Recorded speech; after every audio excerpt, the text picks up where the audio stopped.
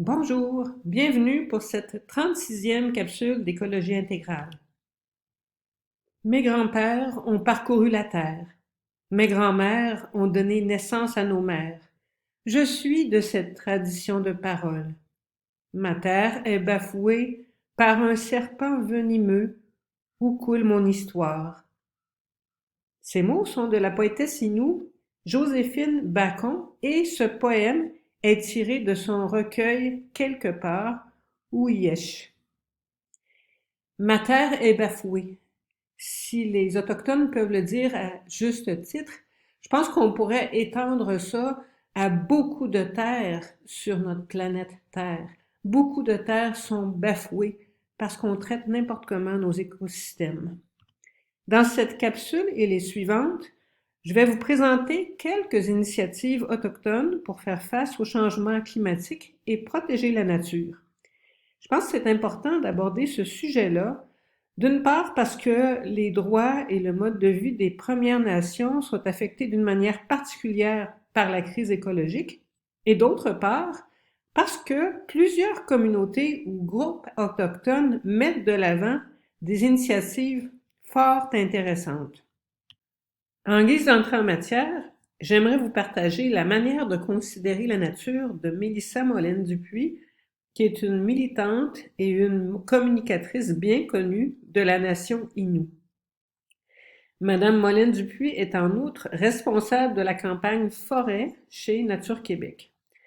L'année dernière, au cours d'un entretien qu'elle avait accordé à la Maison de l'innovation sociale, elle rappelait que tout le monde, toutes les personnes, qu'elles soient allochtones ou autochtones, sont en interdépendance avec la nature. Mais bien entendu, certaines sont plus conscientes que d'autres de l'être. Pour sa part, elle sent qu'un long cordon ombilical la relie au territoire d'Ekuanitshit sur la côte nord où elle est née. Sa terre, c'est sa mère. Plusieurs autochtones ont une même conscience du lien très fort qui les relie à la terre-mère, et cela est pour eux une grande source de motivation pour la protéger. Oui, les Premières Nations sont particulièrement touchées par les changements climatiques.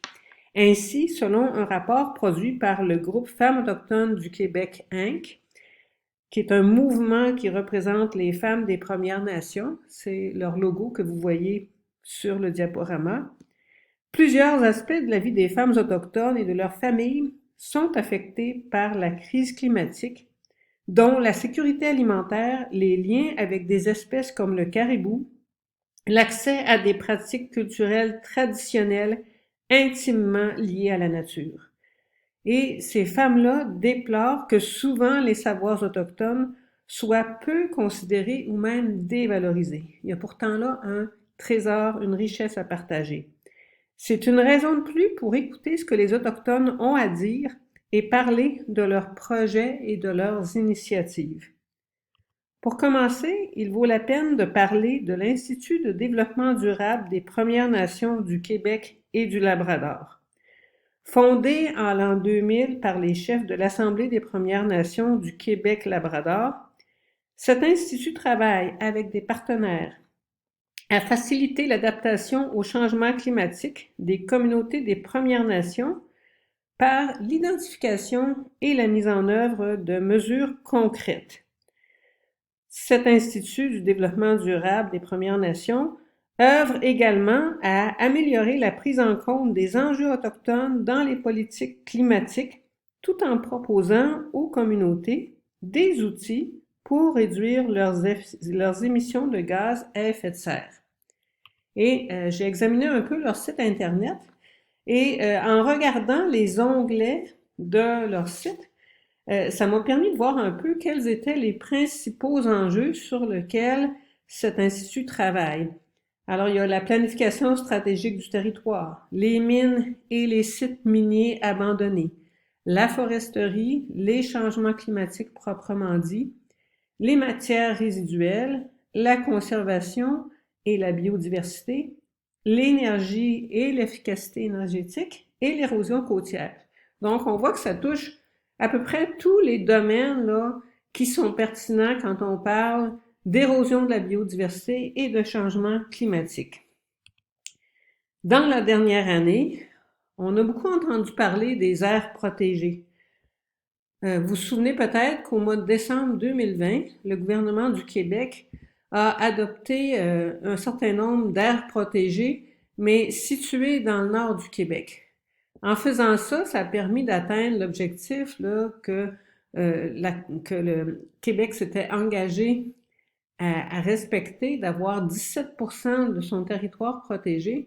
Mais beaucoup de groupes, beaucoup de mouvements citoyens, beaucoup de personnes ont déploré que le gouvernement du Québec laisse tomber 83 projets d'aires protégées qui étaient situés plus dans la zone du sud du Québec, donc les zones qui sont en fait les plus riches en biodiversité. Qu'est-ce que c'est une aire protégée? Selon la définition fournie par l'Union internationale pour la conservation de la nature, c'est un espace géographique clairement défini, reconnu, consacré et géré par tout moyen efficace, juridique ou autre, afin d'assurer à long terme la conservation de la nature, des services écosystémiques, c'est-à-dire les services rendus par la nature, et des valeurs culturelles qui lui sont associées. Alors, quand on parle des 83 projets, là, il y a beaucoup de gens derrière ça, des groupes, des mouvements qui travaillent pour que ces aires-là soient créées, soient protégées. Saviez-vous que les Autochtones font preuve d'initiative aussi de ce côté-là? Il existe en effet des aires protégées et de conservation autochtones au Canada et des projets pour en créer de nouvelles. Au Québec, le projet de loi 46 qui a modifié la loi sur la conservation du patrimoine naturel adoptée en mars 2021. Cette nouvelle mouture de la loi pourra contribuer à renforcer la conservation au Québec en complémentarité des aires protégées dites strictes. Il y a un autre statut qui a également fait son apparition dans la version finale de la nouvelle mouture de la loi. C'est ce qu'on appelle l'aire protégée d'initiative autochtone.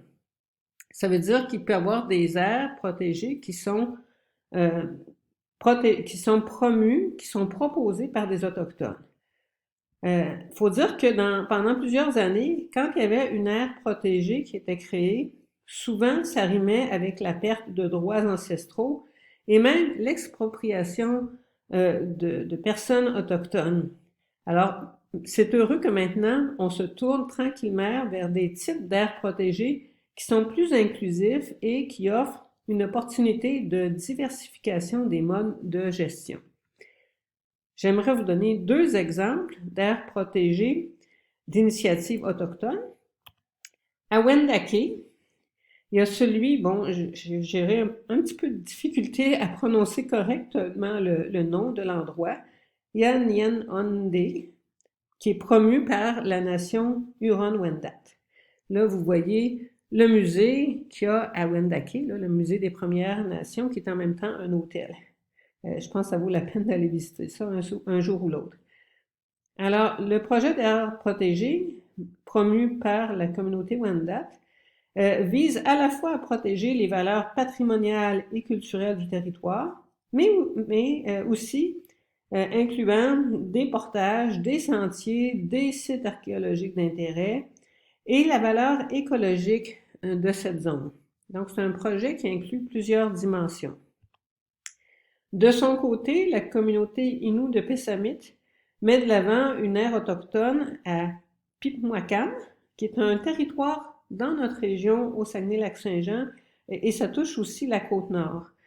Ce territoire du Pipmoakan est essentiel à la culture et à la transmission de la culture Innu, au maintien de leur mode de vie traditionnel, ainsi qu'à la survie de la population du caribou forestier. Il y a une harde d'environ 225 caribous qui est située dans cette zone-là. Malheureusement, c'est un des projets qui n'a pas été accepté en décembre 2020. Donc, il faut continuer à mettre de la pression pour que ça voie le jour. Le lobby forestier est quand même important dans notre région, mais il y a sûrement moyen de trouver des solutions qui préservent les emplois tout en permettant de protéger la biodiversité et les riches forêts anciennes où habitent les caribous. La semaine prochaine, d'autres initiatives autochtones.